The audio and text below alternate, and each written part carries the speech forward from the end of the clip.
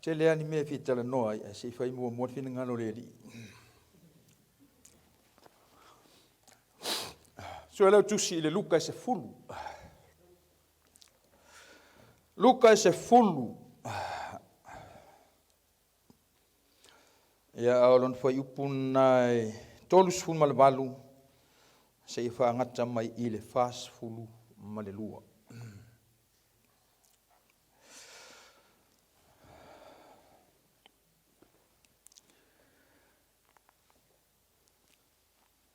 Walato wo ona featule o ia ile tasi ai.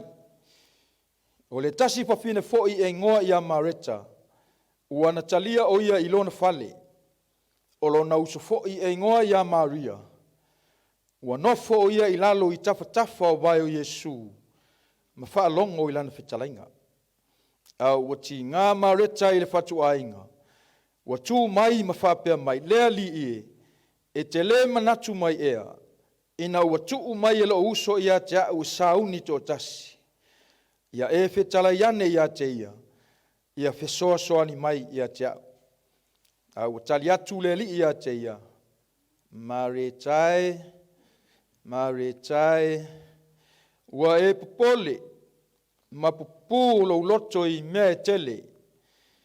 A ole mea lava e tasi e au ina ia maua. O fili e fo ia Maria lea mea lelei. E le ave e seina ia te ia.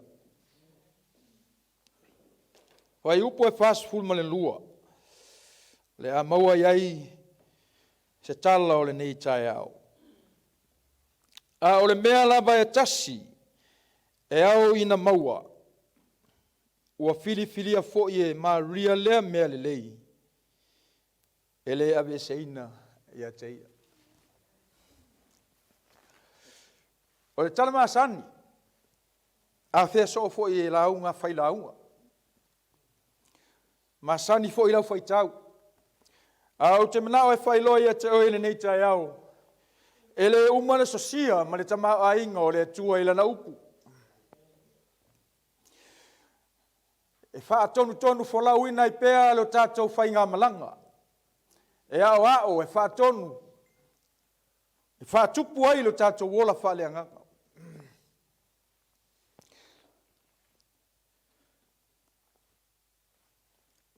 Fa mai le tātou tala, fa mai le matua o le nei aso. O le mea la mai tasi. E ao ina maua. Ua fili fo ia Maria lea mea le lei. E le ave e seina ia te ia. O Yesu le ua fetalai. E le ngata o le mea e tasi. A o le mea e ao ina ia maua. O le ale mea. E nei ropo le ale mea. Ai fai mai o le mea le lei. Fai mai o le mea le lei. Ua maua e Maria. E le ave e seina ia te ia.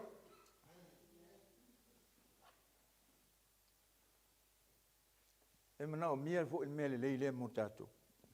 Pe a fai o le tato te le lopo le al mele le. Au te loa na te loa le mele le au tala noa tua ile nei tai au. Sere le o le nei tina asole. Oh. O le tala Yesu na fai ia Maria, na fai ia Mareta. A o le manuia lea o Maria.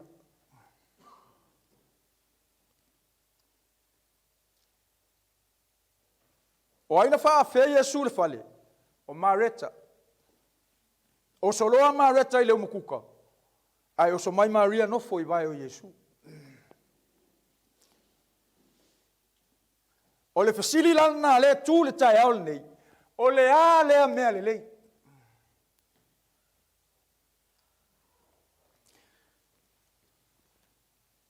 Ma mai le fai upu mua. O le tusi nei tai au. Ua lato wo o na afe atu le o ia i le tasi ai.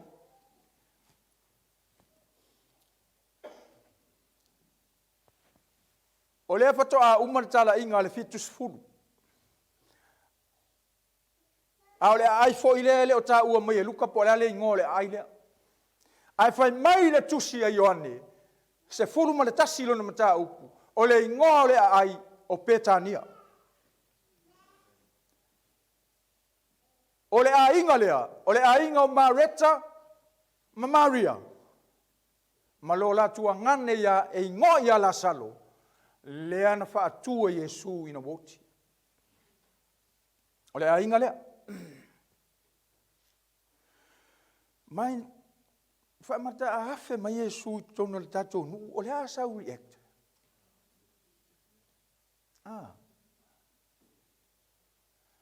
Ke le lo ia ko.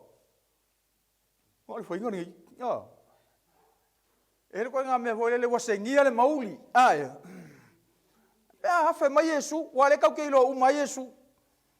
Ai a hafe mai la Yesu ko ngor ka ko ai. Kau ke fia pe ka ko ke fango ngo pe ka ko ke fefe.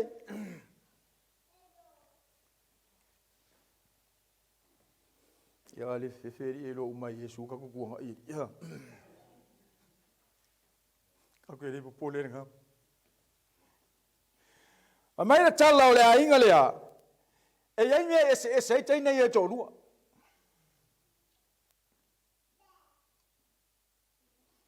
O Maria. E fia e feso tai I tangata. She's good in relationship with people. I tell you, e mana o mia le tala le mele.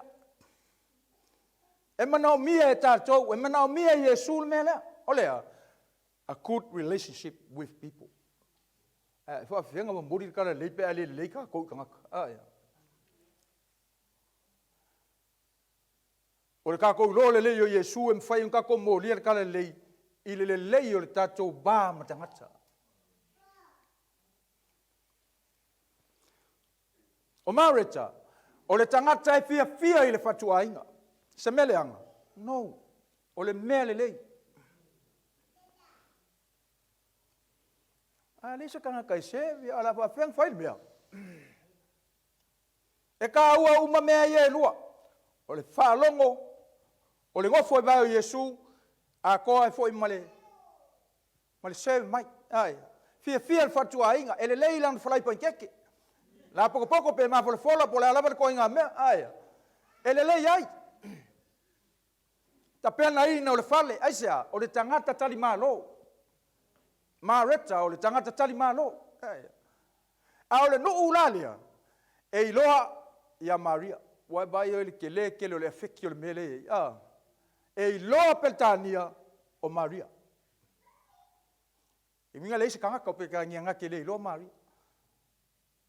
Mga o mia kele a Yesu ko inga mele. Aisea, mo linga o le tala lele.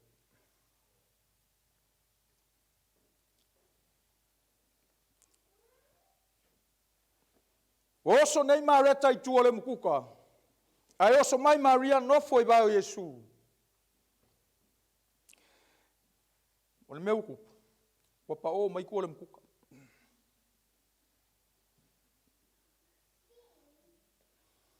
Kele o kai mi fai ka ko me papa o ko le mukuka.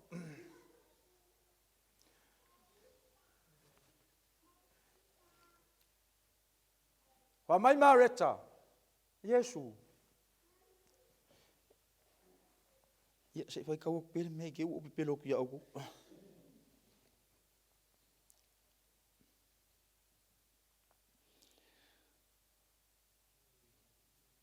Mai Mareta, leli e te le manatu mai ea ina ua tuu mai e lo uso ia te au e sauni to tas. Ia e fetala iane ia te ia pe soa soani mai ia te au.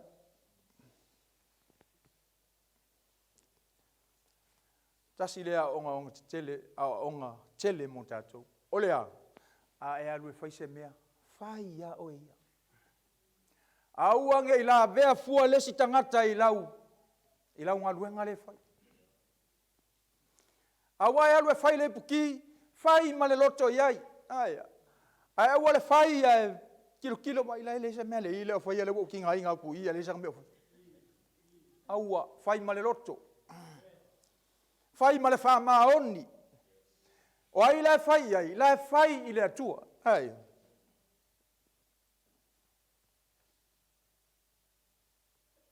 tātou fo lau ngā lue fai ma le loto lai fai i le atua aua te manatu i le se uso ua le sau o na e whaasiu mata fo i le iai e ai o lo o fai i le atua le tātou ngā luenga fai tūli le ai o le tangata ia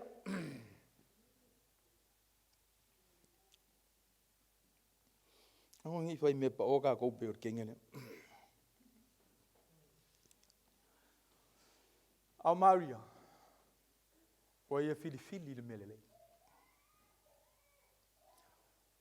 ua nofo Maria i vae o Iesu o le ale fōlinga o le mea o le nofo i vae o Iesu o le nofo i vae o se tamaloa o se tūmaseanga e le fetaui ia iutaia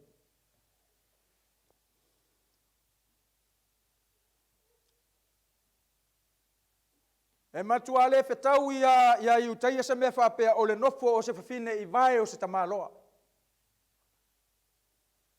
Ai tā ua ia Iesu. E tā ua ia Iesu. O Marita, o le whatu ainga, o le tūle maleanga. Uru whale lola maa lola whale, o solo i le mkuka. O aso nei, wa avea tū maanga, e pei wa puni ti ai le tala lelei.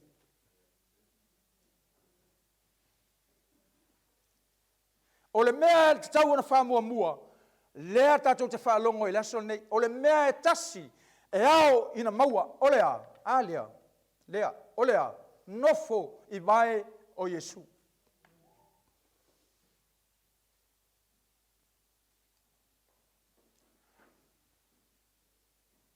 Tā ua le nofo i vai o Iesu. Pei o le nofo Maria le nofo.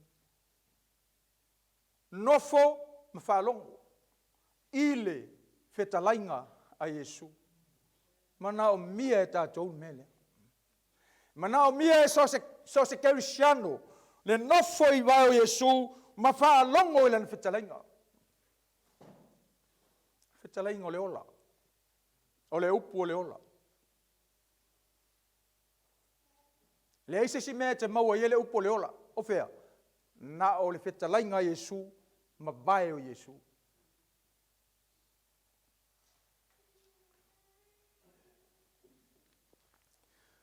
O ne nofo i vai o Iesu e tau mai ai, le whātua tuanga, ma le usita inga.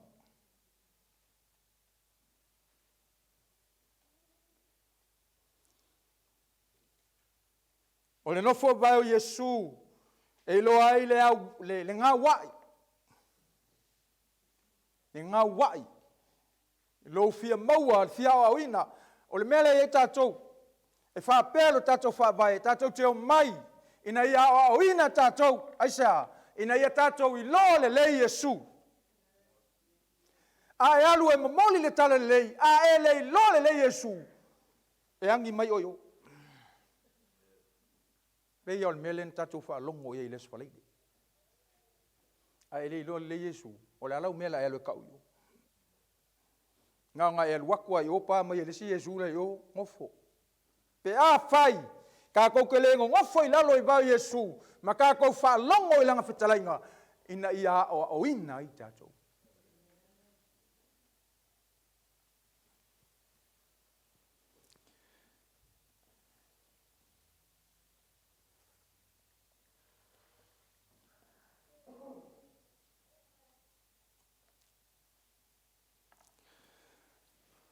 Whāni mea tā ua. O te whiatale noa atu ia te oele nei tai au.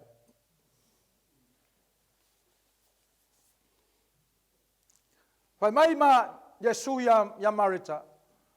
Maritai.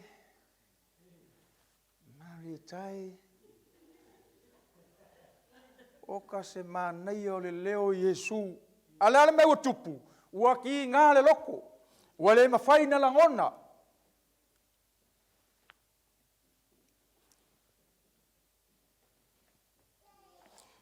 Wait for a while and listen. Consideration.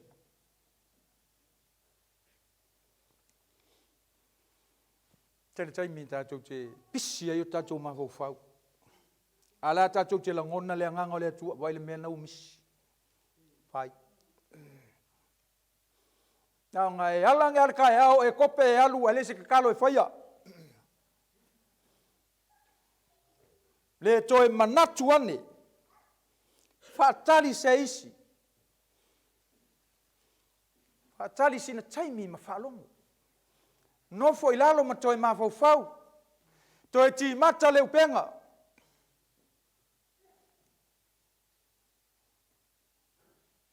O le mea lea. Ua misi ia marita. O lea.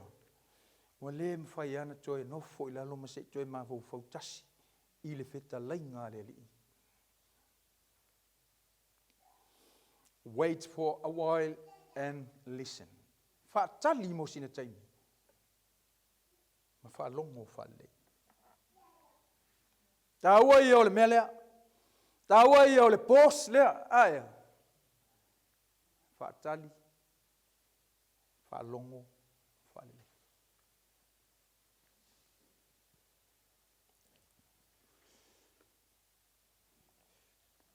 O le upu e lua. O le mea na lua e whapea.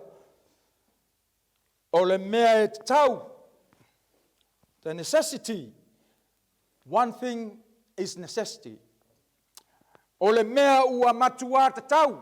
O le mea ua matua langa te tau. O na whai. O le a. O le nofo I vai o Yesu. Yeah. There is no law. Ele ai sa tu la fono le mea lea. Ele ai fo ia se si tala e whaia iai. Ea. Pau ala mea e te tau o na whai. O le nofo I vai Yesu. Ma wha longo I lana whitalenga. O le te tau lea e te tau o na ia tātou. Nei se si mei kuaku. Luma mai. O le mea lea. O lea. Whalongo. Ta tau o na whalongo.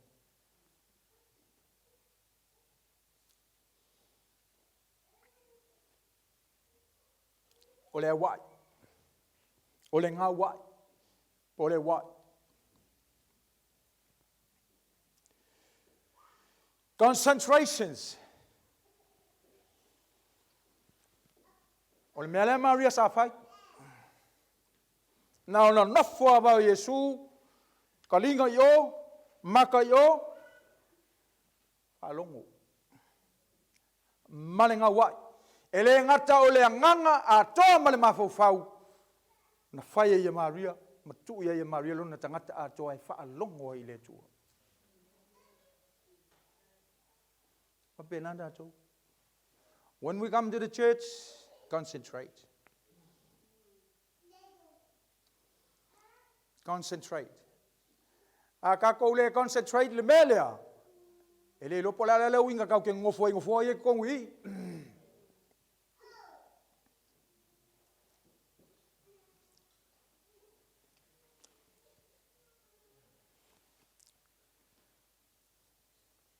O le upulo na whāle nei tai au. Immediateness. Quick in action. Whai nei. O le ala me whai nei. Nofo I vai o Yesu. Ma wha longo I lana whitalainga. O whea te maua I ai vai o Yesu taimi nei. O whisirina. Ele o toi I Yesu. A o whea o I ai vai o Yesu. I le taimi nei. Tono le lotu. O le lotu o Yesu. O vai na o Yesu. E te nofo ai lalo I vai o Yesu. Ma e whaalongo I le upo le tua. Aso uma. Fellowshipi. O le lotu. O le ala tatou mi whai.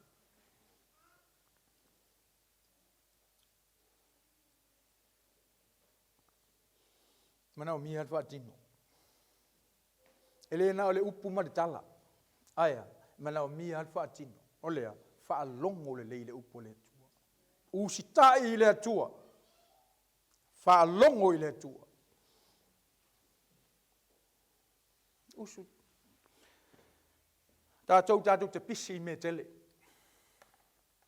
Tau le mau iso tātou avanoa whai el melea. But it's an urgent message.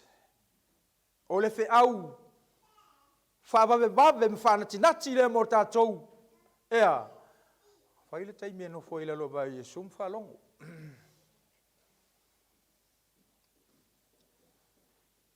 Awane ia vea tū maanga e poloka i le mea nai tei loa. Whaamua le atua. Whaamua whetalainga a Yesu. Lea lisi mea.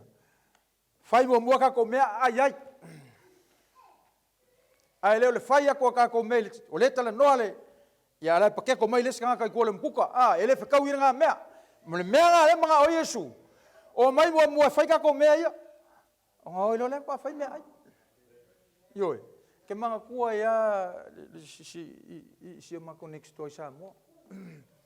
Pe hoi le opposite le mea. Wa umanga kua ka ia ngele mea. Wa umanga whai le kuka le ainga ka kia le mkuka. O ngā olo le whai le la kolu. E ua menge lu. Mo savali le uru mamu. O so marka ngaka le ulo le ira mkuka. O mā koula. O sau ngele ko inga o mako ainga mai. O mai. O lana me leuku.